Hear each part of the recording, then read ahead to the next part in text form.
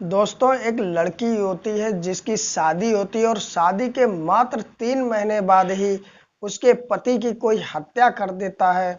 दोस्तों, आप सोच के देखिए, जिसकी मात्र 3 महीने ही हुए हों और उसके पति की कोई हत्या कर दे, यानी कि जवानी में विधवा होना बहुत बड़ा ही एक दुख होता है। लेकिन दोस्तों, जब उस हत्या की गुत्थी पुलिस वाले जब सुलझाते हैं, तो दोस्तों जो कातिल होता है ऐसा कोई निकल के आता है जो कि हर कोई परेशान हो जाता, हैरान हो जाता है। दोस्तों, कातिल कौन था जानते हैं इस कहानी में। कहानी को शुरू करूं उससे पहले दोस्तों, मेरा आप लोगों से यही गुजारिश है कि प्लीज़ वीडियो को एक लाइक कर दें और चैनल को कर लें सब्सक्राइब, जिससे मेरा हौसला बढ़ता रहे। नमस्कार दोस्तों, मेरा नाम है अजय श्रीवास्तव। दोस्तों, ये कहानी है महाराष्ट्र की और महाराष्ट्र के थाने के अंतर्गत एक कल्याण इलाका लगता है। कल्याण इलाके में एक जगदीश नाम का व्यक्ति रहता है जिसकी उम्र मात्र 24 साल होती है और उसके साथ उसकी पत्नी रहती है वैशाली। दोस्तों, ये 6 मार्च की बात है कि वैशाली अपने जेठ के पास फोन करती है और कहती है कि घर पर किसी ने चोरी की है और जगदीश को गंभीर रूप से घायल कर दिया है, तुम फटाफट घर पे आ जाओ। जो जगदीश का बड़ा भाई होता है वो फटाफट से जगदीश के फ्लैट पे पहुंचता है तो देखता है कि जगदीश बेड पे पड़ा हुआ है और जो उसकी पत्नी है वैशाली, वो बहुत तेज तेज उससे लिपट कर रो रही है और घर का जो सामान होता है वो सारा बिखरा पड़ा हुआ होता है। दोस्तों, जब इस तरह जगदीश का बड़ा भाई देखता है तो वो तुरंत ही पुलिस को सूचित करता है। जैसे ही पुलिस की टीम घर पे पहुंचती है तो पुलिस वाले चेक करते हैं, देखते हैं तो जगदीश की मौत हो चुकी थी। और उसके बाद जब जगदीश को ध्यान से देखते हैं तो उसके गले पर कुछ निशान से भी दिखते हैं पुलिस वालों को। जो उसकी पत्नी वैशाली होती है वो बहुत ज़्यादा रो रही थी। पुलिस वाले कुछ पूछना चाहते हैं उससे, लेकिन वो इस परिस्थिति में नहीं थी कि वो कुछ बता सके। बहुत ज़्यादा वो दुखी थी और बहुत ज़्यादा रो रही थी क्योंकि उसके पति की हत्या हो गई थी और मात्र अभी वैशाली के शादी के मात्र 3 महीने ही हुए थे। दोस्तों, पुलिस वाले पोस्टमार्टम के लिए भेज देते हैं जगदीश की डेड बॉडी और थोड़ी बहुत पूछताछ भी करते हैं और उसके बाद चले जाते हैं। और जैसे ही सुबह होती है तो पुलिस वाले जगदीश के घर आते हैं और वैशाली से पूछताछ करते हैं। तो वैशाली कहती है कि लगभग 4 बजे के आसपास मैंने अपने पति के पास फ़ोन किया था कल और उनसे कहा था उधर से सब्जी ले आना, लेकिन जब वो आए तो रास्ते में सब्जी लेना भूल गए और सीधे घर पे आ गए। तो मैं सब्जी लेने के लिए जब चली गई और सब्जी लेके लगभग 10 बजे के आसपास मैं जब लौटी तो मैं देखा कि घर का सारा सामान फैला हुआ है और जो मेरे पति जगदीश है वो बेड पे गंभीर रूप से घायल अवस्था में पड़े हुए हैं। इसलिए मैंने अपने तुरंत जेठ को फ़ोन किया और उनको बुलाया। सारी बात जब वैशाली बता देती है तो जो पुलिस वाले होते हैं जगदीश के बड़े भाई से भी पूछताछ करते हैं जिसका बगल में ही फ्लैट था। वो भी यही बताता है कि कल शाम को वैशाली ने फ़ोन किया था और मुझे इस तरह की बात बताई थी, मैं आया तो जगदीश पड़ा हुआ था। इस तरह की जब बात आती है सामने तो पुलिस वाले सारा कुछ उनका बयान लेके चले जाते हैं, लेकिन पुलिस को संतुष्टिजनक कोई भी बयान उनसे नहीं मिलता है जिससे ये पता लग सके कि हत्या जो है वो किसने की है। दोस्तों, पुलिस वाले थोड़ा और इंतज़ार करते हैं और उसके बाद में दूसरे ही दिन, अगले दिन, यानी कि जो जगदीश की डेड बॉडी की रिपोर्ट थी, यानी कि पोस्टमार्टम की रिपोर्ट थी, वो आ जाती है।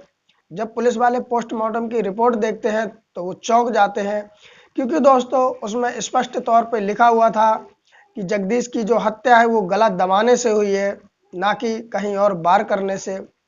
दोस्तों, अब पुलिस वाले को जब ये रिपोर्ट मिल जाती है पोस्टमार्टम की तो वो और ज़्यादा सीरियस होकर इस केस में लग जाते हैं छानबीन करने में।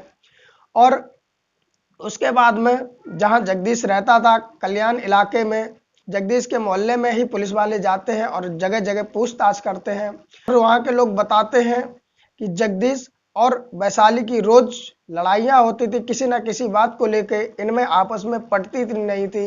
मात्र 3 ही महीने हुए लेकिन इनमें बहुत ज़्यादा झगड़े होते हैं उसके बाद में पुलिस वाले का शक वैशाली पे बढ़ जाता है। पुलिस वाले जगदीश के बड़े भाई से भी पूछताछ करते हैं और कहते हैं कि क्या माजरा है इन दोनों के बीच में। और मोहल्ले वाले बताते हैं कि यहाँ पर इन लोगों के बीच में लड़ाइयाँ हुआ करती थी रोज। तो जगदीश का जो बड़ा भाई होता वो भी कहता जी ये बात सही है।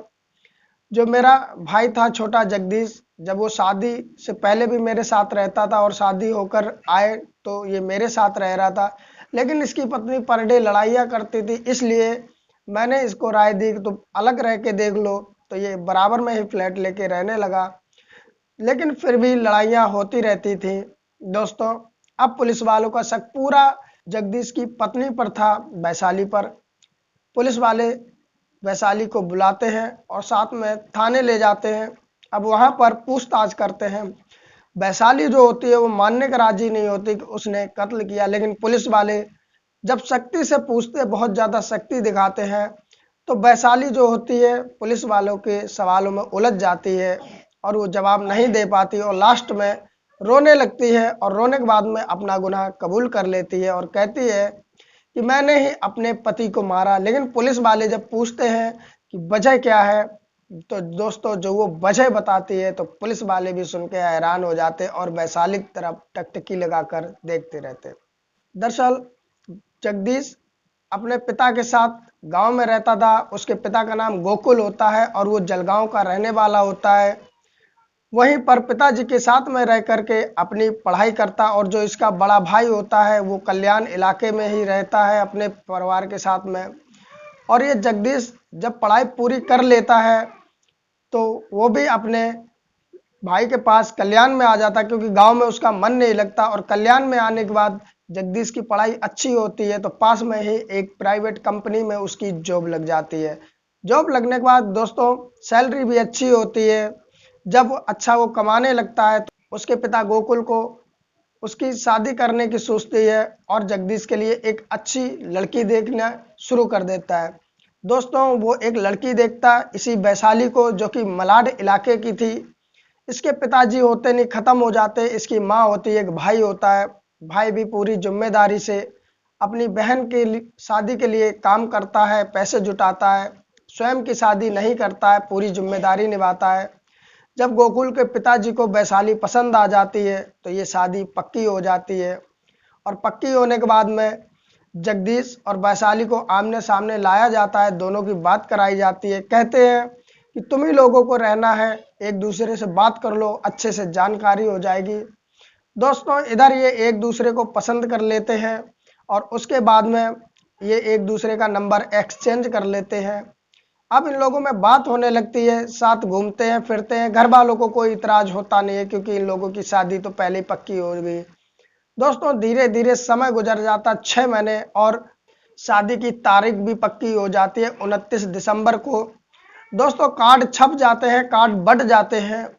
लेकिन इधर जब 6 महीने गुजर जाते हैं तो एक दिन वैशाली जगदीश को बुलाती है और कहती है कि हम तुम 6 महीने से साथ रह रहे हैं, हमारी तुम्हारी अच्छी आपस में जान पहचान हो गई, हम एक दूसरे को समझ भी चुके हैं और मुझे ये समझ में आया कि तुम मेरे लायक नहीं हो, मैं तुमसे शादी नहीं कर सकती हूँ। एक काम करो, तुम अपने घर वालों से मना कर दो, कह दो मैं वैशाली से शादी नहीं करूँगा क्योंकि तुम मेरे लायक नहीं हो और 6 महीने मैं समझ चुकी हूँ कि मेरी तुम्हारे साथ ज़िंदगी नहीं कटेगी। जब इस तरह की बात जगदीश सुनता है तो उसके मन में बहुत ज़्यादा ठेस पहुँचती है, लेकिन वो कहता है ये संभव नहीं है क्योंकि अब इतना आगे हम तुम बढ़ चुके हैं कि शादी के तारीख भी पक्की होगी और तो और शादी के कार्ड भी जगह जगह बट गए, हर रिश्तेदारी में शादी के कार्ड बट चुके हैं और तुम कह रही हो कि मैं मना कर दूं।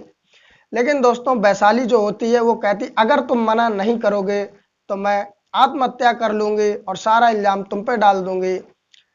दोस्तों अब जो जगदीश होता है वो मन ही मन में डर जाता है और डरने के बाद में अपने घर जाता है और घर पे सारी वो बात बता देता है कि किस तरह वैशाली उससे मना करने का दबाव डाल रहे। उसके घर वाले वैशाली के घर वाले से बात करते हैं और सारी बात उधर बता देते हैं। दोस्तों अब वैशाली के जो भाई होता है, माँ होती है, दोस्तों वो वैशाली पे शादी करने के लिए दबाव डालने लगते हैं। कहते हैं कि तुमने कैसे मना कर दिया, हर जगह कार्ड बट गए, इसमें बहुत बेइज्जती है। यानी कि दोस्तों बहुत ज़्यादा दबाव डालने के बाद वैशाली टूट जाती है और फिर से एक बार शादी करने के लिए हाँ कर देती है। दोस्तों समय बीतता रहता, लेकिन वैशाली के मन में कहीं से कहीं तक ऐसा नहीं था कि वो जगदीश के साथ शादी करे। दोस्तों अब वो हर रोज एक नया दिमाग लगाती थी कि किसी तरह ये शादी कैंसिल हो जाए। और एक दिन वो दिमाग लगाती है और शादी का मात्र एक हफ्ता रह जाता है, तब जगदीश को वो अपने घर पे बुलाती है और कुछ उसके दोस्त होते हैं, कहते आज हमने पार्टी रखी है तुम आ जाओ। जो जगदीश होता है वो चला जाता है, उनके साथ में खाना खाता है, पार्टी करता है और वैशाली एक टिफिन लगा के जगदीश को दे देती है, कहती है इसमें बड़ा प्यार से मैंने कोई चीज बनाई है तुम्हारे लिए, इसको घर जाके तुम खा लेना। जो जगदीश होता है वो उस टिफिन को ले लेता है और अपने घर पे आ जाता है। वो भी बहुत ज़्यादा खुश होता है, उसे लगता है कि वैशाली ने उसे एक्सेप्ट कर लिया है, लेकिन दरअसल ऐसा होता नहीं है। दोस्तों जब वो टिफिन खोलता है, जब वो उसको खाने के लिए चलता है, तो उसमें से एक अजीब सी स्मेल आ रही होती है। जगदीश जब उस खाने को सूंघता है तो अलग ही हिसाब की स्मेल होती है, तो दोस्तों वो खाना नहीं खाता है, उसको फेंक देता है। लेकिन दोस्तों दरअसल जो वैशाली होती है उसने उस टिफिन के खाने में जहर मिला दिया होता है। वो सोचती है जब ये घर पे खाएगा वहीं पर खा के मर जाएगा और शादी कैंसिल भी हो जाएगी और किसी का शक मुझ पर नहीं आएगा। लेकिन दोस्तों जब वो खाना नहीं खाता, फेंक देता है, तो दोस्तों उसके बाद में शादी के और करीब समय आ जाता है, जब मात्र 3 दिन शादी के बचते हैं, तो वैशाली को पता चल जाता है कि उसने खाना नहीं खाया और वो सही सलामत है। तो वो एक बार फिर से जगदीश को मिलने के लिए बुलाती है और बुलाने के बाद में जगदीश जब पहुंच जाता है तो वैशाली कहती है कि तुम इस शादी के लिए मना कर दो, मैं ये शादी नहीं करना चाहती हूँ, तुम्हें पहले भी बोला था और तुम ये जबरदस्ती शादी कर रहे हो, शादी करने के बाद तुम पछताओगे, अच्छा नहीं होगा। दरअसल दोस्तों वैशाली बहुत ज़्यादा खूबसूरत होती है और उसे अपनी खूबसूरती पे बहुत ज़्यादा घमंड होता है। जगदीश उतना खूबसूरत नहीं होता है, इसलिए वो सोचती है कि मैं जगदीश से शादी नहीं करूँगी। दोस्तों जब इतनी बात जगदीश सुनता है तो उस दिन वो गुस्से में आ जाता है और कहता है कि हमेशा तुम मुझसे ही कहती रहती हो कि शादी के लिए मना कर दो, मना कर दो, तुम स्वयं क्यों नहीं मना कर देती हो? तुम्हें अगर शादी नहीं करनी है तो तुम स्वयं मना करो जाके, मैं नहीं करूँगा। और इस तरह की बात कह के दोस्तों वो अपने घर चला आता और इधर वैशाली अपने भाई और माँ से नहीं कह पाती है और दोस्तों इन लोगों का जो शादी का दिन होता वो भी आ जाता है। दोस्तों इन लोगों की शादी हो जाती है और शादी होने के बाद जब ये ससुराल पहुंच जाती है वैशाली, तो वहां पर उसका जो रस्म रिवाज होते हैं वो होते हैं। और उसके बाद में दोस्तों जो जगदीश होता है वो कल्याण में ही काम करता है, तो कुछ ही दिन बाद अपनी पत्नी को लेकर के अपने भाई के यहाँ कल्याण में पहुंच जाता और साथ रहने लगता। अब दोस्तों आए दिन वैशाली जगदीश से झगड़े करती, तरह तरह की बात करती। जब इससे परेशान हो गए उसके बड़े भाई और भाभी, तो उन्होंने राय दी कि शायद तुम अलग रहो, अकेले रहो, तो हो सकता है तुम्हारी लड़ाई ना हो। तो जो जगदीश होता है वो अपने भाई से बराबर में ही फ्लैट ले लेता है और फ्लैट लेने के बाद में वहीं पर रहने लगता है। लेकिन दोस्तों वैशाली उसे पति का दर्जा ही नहीं देती और बात बात पे लड़ाई करती है। धीरे धीरे समय 3 महीने गुजर जाता है, लेकिन जो जगदीश होता है वो सोच लेता है कि चाहे कुछ भी हो जाए मुझे वैशाली को अब नहीं छोड़ना है। दरअसल जो वैशाली के माता पिता होते हैं और इधर जगदीश के पिता होते हैं, वो दोनों बैठ के बात करते हैं। जब ये आपस में वैशाली मना करती कि मैं शादी नहीं करूंगी, तो उसकी माँ और भाई कहते हैं दरअसल लड़की इस तरह मना करती है, लेकिन जब शादी हो जाती कुछ समय साथ रहेंगे तो वो सुधर जाते हैं और प्यार से जीवन भी बिताने लगते हैं। यही सोच के इन लोगों ने शादी कर दी। लेकिन दोस्तों इधर वैशाली उसे अपना पति मानने के लिए तैयार नहीं और उसके साथ पर डे झगड़ा करती। दोस्तों समय जब 3 महीने गुजर जाता है, लास्ट में वैशाली सोच लेती है कि इस तरह काम नहीं चलेगा, जगदीश को रास्ते से हटाना ही पड़ेगा, जब ही मुझे छुटकारा मिलेगा। मैं ये कैद की ज़िंदगी नहीं जी सकती, मैं खुले विचार की हूँ और खुली ज़िंदगी, आज़ाद की ज़िंदगी जीना चाहती हूँ। दोस्तों अब वैशाली जगदीश को रास्ते से हटाने की सोच लेती है और बाजार से चूहे मारने की दवाई ले आती है और शाम को जब जगदीश आता है तो उसके खाने में मिला देती है। और मिलाने के बाद में जगदीश जब खाना खा लेता है, बेड पे जाता है, उसको बेचैनी होने लगती है। तो जो वैशाली होती है उसे समझने में बिल्कुल भी देर नहीं लगती है कि जो चूहे की दवाई है वो अपना असर दिखा रही है। थोड़ा समय और बीतता है दोस्तों, अब जगदीश को बहुत ज़्यादा बेचैनी होने लगती, उलझन होने लगती और हल्की फुल्की उल्टियां भी आने लगती। इससे पहले कि वो उठ के बाथरूम में जाता, वैशाली जाती, उसके छाती पे बैठ जाती है और गला दबा देती है। दोस्तों इधर जो जगदीश था उसकी हालत वैसे ही पस्त थी, ऊपर से जब वैशाली गला दबा देती है तो वो छुटाने की कोशिश करता, लेकिन दोस्तों वो नहीं छुटा पाता और वैशाली जब तक गला दबा के रखती है जब तक उसकी मौत नहीं हो जाती है। दोस्तों जब उसकी मौत हो जाती है तो वो मन में सोचती है कि ये इसको तो हटा दिया रास्ते से, अब ऐसा कुछ करें जो पुलिस वालों का मुझ पे शक ना हो, और घर का सारा सामान फैला देती। उसके बाद में अपना ड्रामा रच के जगदीश के बड़े भाई यानी कि अपने जेठ को फोन करती है और कहती है कि घर में चोर घुस आए।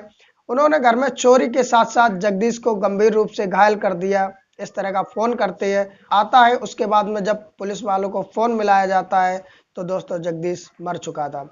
दोस्तों जब इस तरह की कहानी वैशाली पुलिस वालों को बताती है तो पुलिस वाले भी हैरान हो जाते और वैशाली की तरफ देखते रहते कि अपनी खूबसूरती के घमंड में आने के बाद में अपना ही घर बर्बाद कर लिया। दोस्तों ये रही आपके सामने कहानी। कहानी कैसी है अपनी राय जरूर दें, और दोस्तों कहानी अगर अच्छी लगी हो तो एक लाइक भी कर दें। दोस्तों घर वालों को चाहिए कि अगर लड़का लड़की राजी नहीं है तो शादी ना ही करे तो ज़्यादा बेहतर है, नहीं तो अंजाम ऐसे भी हो सकते किसी ने सोचा नहीं होगा। दोस्तों आप लोगों की क्या राय है प्लीज़ कमेंट में ज़रूर कमेंट करें, और दोस्तों वीडियो अच्छी लग रही है तो लाइक भी कर दें और चैनल को कर लें सब्सक्राइब। सब्सक्राइब करने के बाद एक घंटी का बटन आएगा, उसको दबाकर ऑल पे कर दें, जिससे मेरी हर वीडियो आप तक पहुंचती रहेगी। और दोस्तों अपने दोस्तों और रिश्तेदारों में शेयर भी करें, फेसबुक, इंस्टाग्राम पर, व्हाट्सएप पर। फिर मिलते किसी नई कहानी के साथ, तब तक के लिए नमस्कार।